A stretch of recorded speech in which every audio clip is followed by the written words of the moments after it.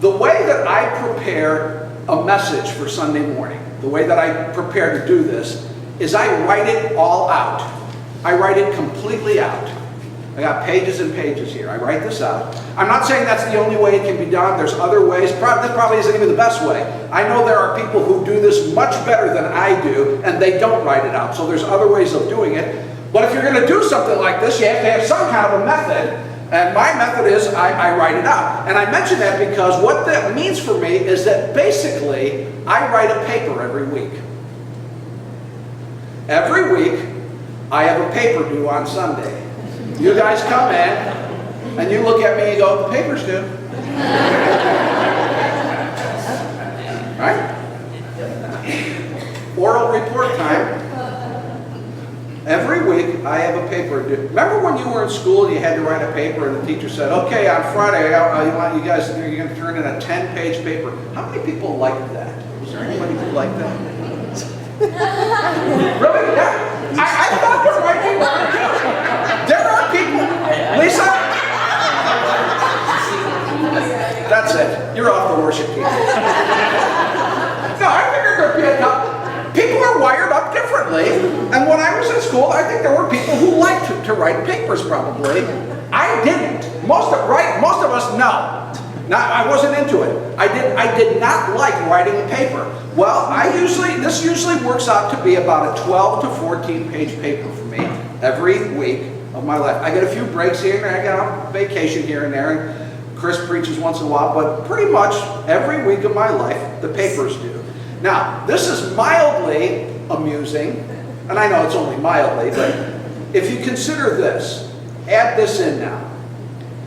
If you would have come and told me when I was in high school, like if you would have told 16-year-old Dan Marler, or even into college, if you'd have told college-age Dan Marler, like if somebody who could see the future would have come to me in college and said, you're going to have a job someday. And this isn't the only part of it, but part of the job is you're going to have to write a 12 to 14 page paper every week.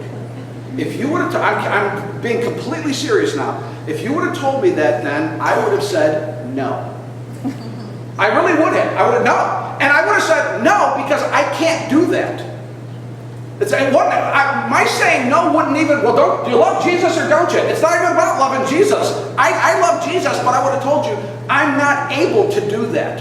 Whatever that skill set is to write a paper every week, I don't have that. I don't have the ability. It doesn't sound good to me. I don't like it. I don't want to do it. That's not a job I want. You maybe think I'm kidding. I'm telling you, I'm not kidding at all. I did not like writing papers. I wasn't very good at writing papers. I didn't want to write papers. If it's like, well, if you don't write the papers and take that job, you're going to have to dig ditches. I would have told you, give me the shovel. I'm being deadly serious because I'm making a point. I'm completely serious about this. I do not want to write a paper every week. I'm so serious.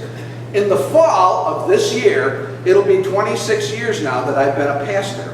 For 26 years, almost every week of my life, I write a 12 or 14 page paper. And do you like writing it? And do you like writing it now? And Mickey wonders, do you like writing it now? No.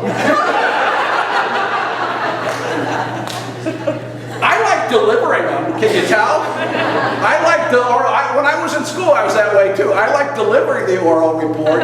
Do I like writing the oral? No, I do not. I'm better at liking it now than I was when I first started the first 10 years that I was a pastor. Every week when I had this thing written, I'd be like, I can't believe it. I'm serious. I'd be like, I can't believe I did another one. You say, Dan, what are you getting at? You want some sympathy or something? Because we're not going to cry for you, Dan. No. I don't want sympathy. I'm a blessed man. I'm a blessed. This is not about sympathy. It's all good. I'm just illustrating a point. And the point is, I would have told God, I can't do that. That's not in my ability. That's not what I do. I'm good at some things, but that ain't one of them. God would have said, if I tell you you can do it, you can do it. Yeah. Mm-hmm. Yeah. This is not being graded. Not that. I trust you, God, but not that. If I tell you you can't, Philippians 4:13, I can do everything through Christ who gives me strength. It's a simple point, but it's important and it's powerful. I want to say it slightly different. I've been saying it one way through the message. Let me say it a slightly different way. Don't tell God you're incapable of doing something if God tells you to do it.